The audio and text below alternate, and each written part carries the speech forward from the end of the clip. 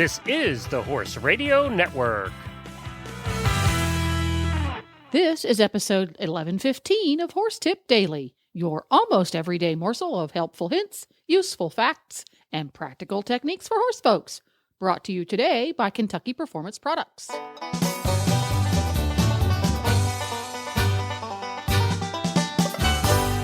Greetings, horse people. Coach Jen here, and thanks for tuning in to Horse Tip Daily. Today, Dressage Radio Show co-hosts Reese Koeffler-Stanfield and Philip Parks are joined by DressageToday.com editor Hillary Moore-Hebert with Hillary's top 10 dressage tips. And we'll get right to it after this from Kentucky Performance Products. He was her first love, the one that started it all. He taught her how to master the posting trot and navigate her first hunter course. They spent hours together exploring the trails and hanging out in the barn. His name was doodled on every page in her school notebook. His coat gleamed in the sun as he met her at the gate each day, snuffling for a treat. From the first time she saw him poking his head out of the stall to the last time she patted him goodbye, he was, and always will be, her everything. This love story is brought to you by Nalox Advanced, providing complete support for a healthy digestive tract, which reduces the risk of colic and digestive upset.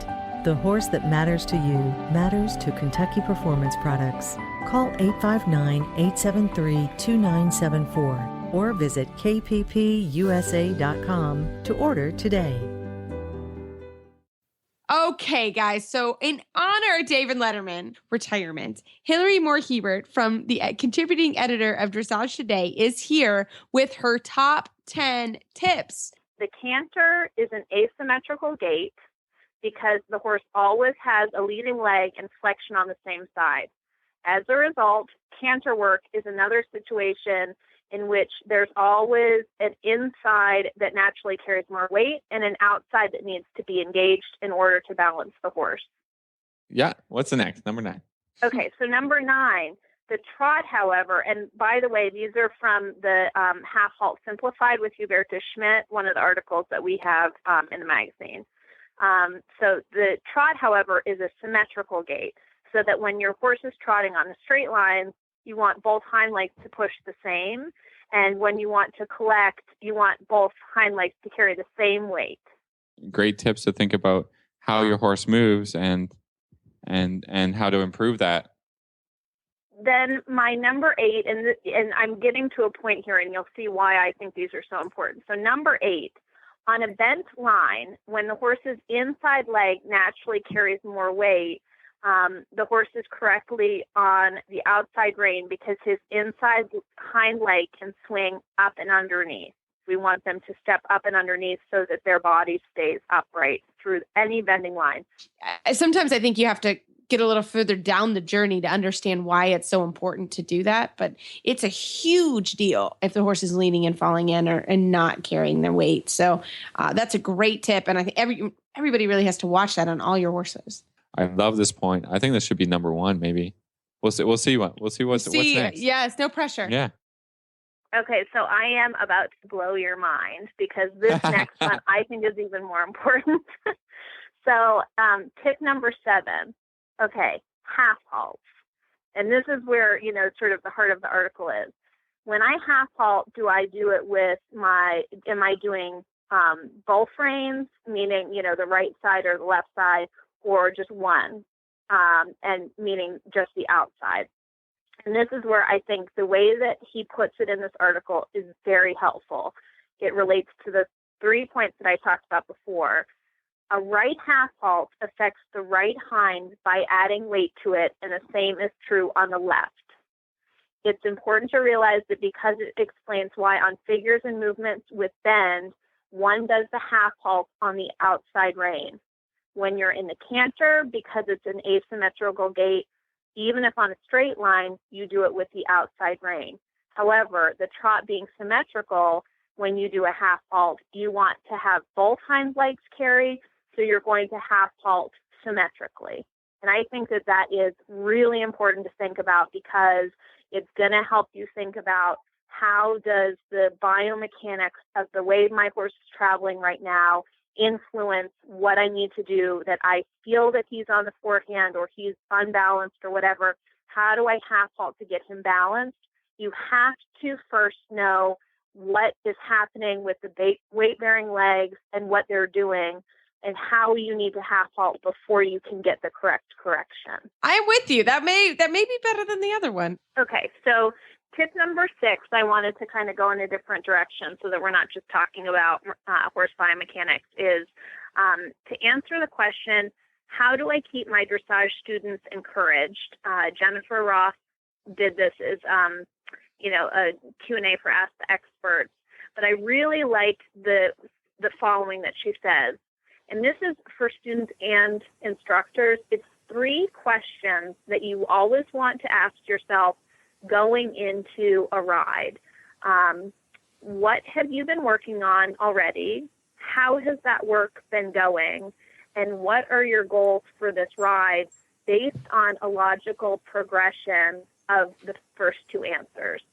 And I think verbalizing that tentative outline of what have you been working on, how is it going, and how am I going to, progress from there is really important before you go into every ride, and also important to discuss with your trainer because it's going to get you the most out of that time.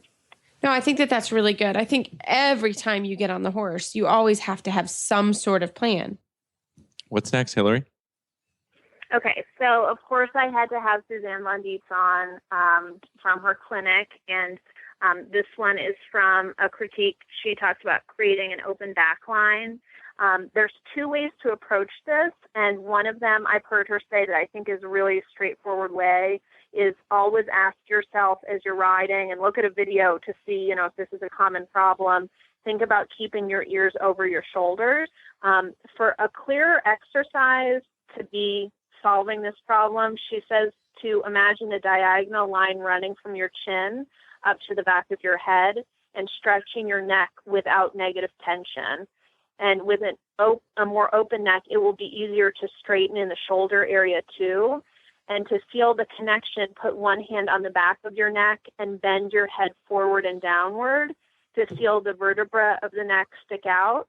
And there's a big one at the bottom, which is the lowest neck vertebra. Now lift your chin up so you can feel that this vertebra stays in place while the one above slides forward away from your fingers. And now repeat that while trying to make contact so that it slides back. That's what you want to feel like you're doing. You want to align your upper back so that you don't get that tension, that kind of rolled shoulder look that you'll see in a lot of photos from the side of riders. You want to get everything straightened out so that it's just stacked on top of each other. So her other solution to this is sort of a whole tip in of itself. So I'm separating it, and it's tip number 4. Another way to fix this that I think speaks to so many other things is imagine that and I love the way she says this, the rocking point of your horse is behind the saddle. So I know it's kind of like a vague say that thing, again. Yes, say that again. Imagine that the rocking point of your horse is behind your saddle. So it's located behind your saddle. So here's a way that I kind of think of this is that your horse, that instead of what you were saying before, Reese, of feeling like you want to go faster, so you're almost kind of like putting your head forward, think about behind the saddle and that you're on almost, a feeling of, when she says the rocking point of your horse, as you canter, for example, that what's happening is you're rotating and everything, all the movement and everything is coming from behind. So instead of feeling like maybe you're cantering and it's that your horse is bounding forward with the front legs, think more about them sitting behind. And then that kind of, as I think of that, I kind of imagine, the back part of my back, what's behind me. It's having awareness of what's behind you. You start to I find myself bringing my head back, thinking about keeping myself, nice and upright in my body. And you start thinking about, when she says the rocking point, the activity and also the place that everything is moving up and down is coming from behind instead. Yeah. Yeah, I like it. Yeah, that's really cool. Yeah, that's really cool. All right. How about our next one? Okay, so this next one seems like it's very specific, but I think, again, it's an exercise that is very, it involves a lot of different things. And it's from Upper Body Conditioning for the Dressage Rider with Helen Fletcher.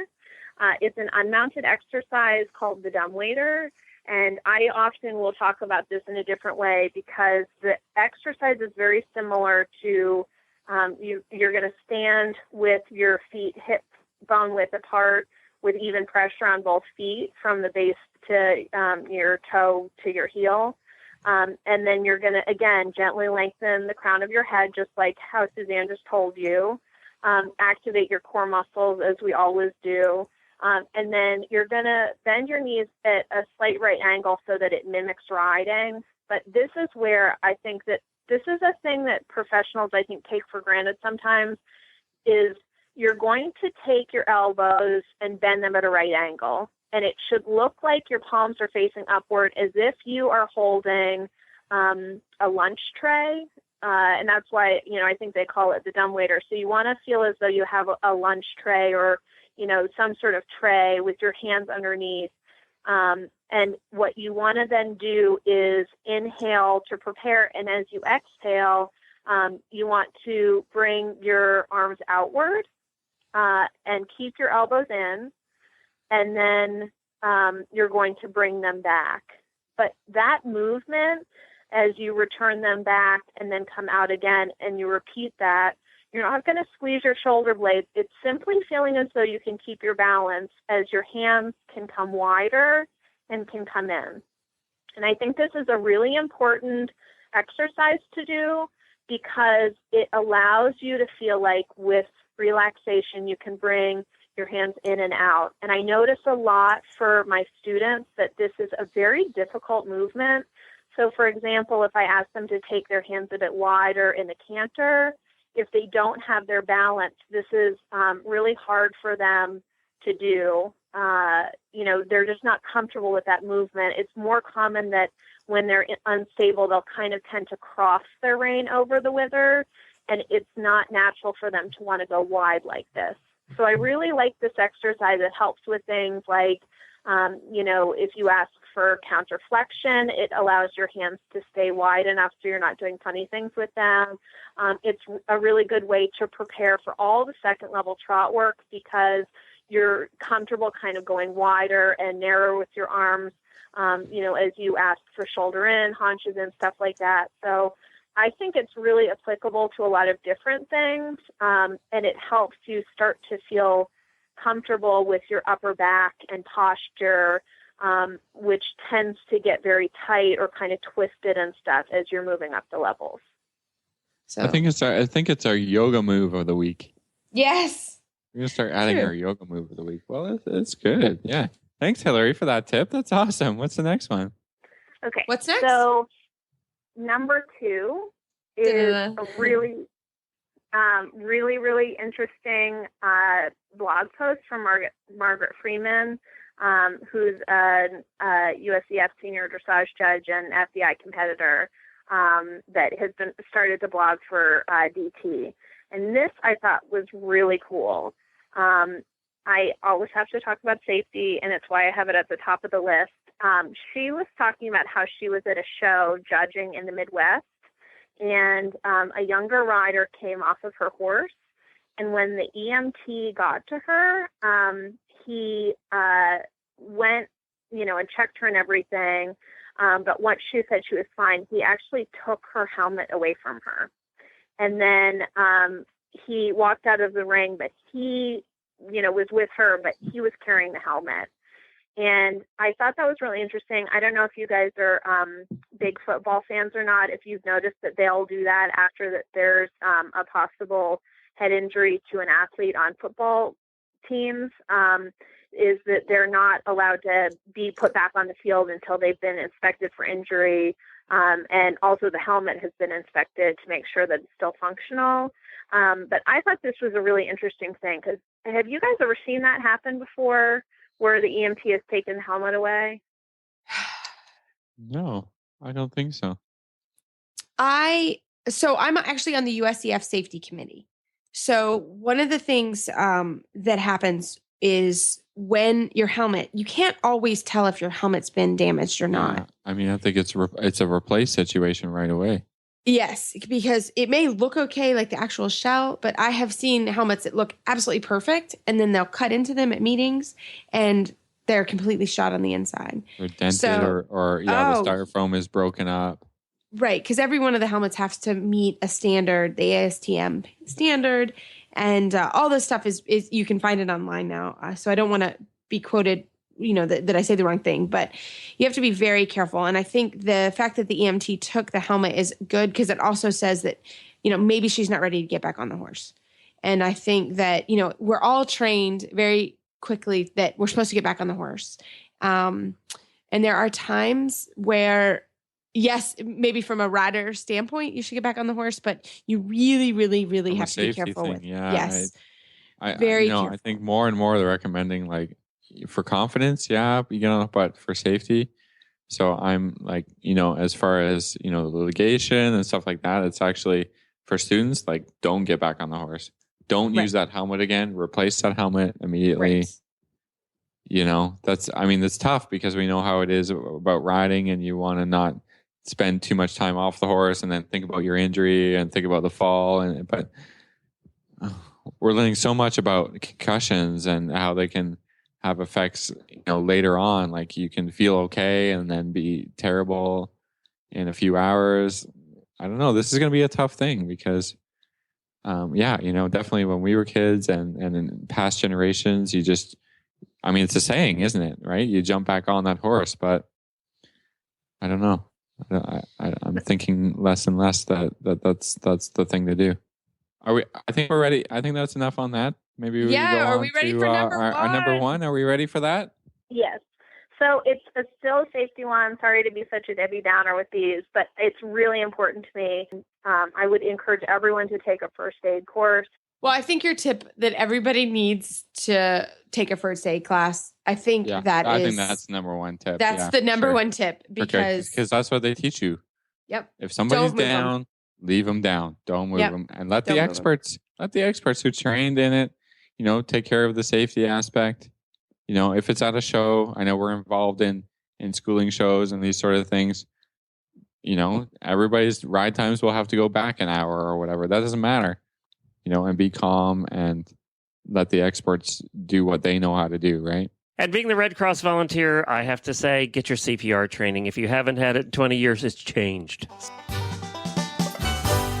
Well, there you have it. You can find links to today's guests as well as lots more tips at horsetipdaily.com. And you can have all of your favorite Horse Radio Network shows with you wherever you go. Just download the free Horse Radio Network app at your app store. Search Horse Radio Network. This podcast was made possible through the generous support of Kentucky Performance Products and listeners like you. The Horse Radio Network and the Horse Radio Network hosts are not responsible for statements of guests or their opinions. Use your own judgment when listening to the tips provided by the experts on Horse Tip Daily.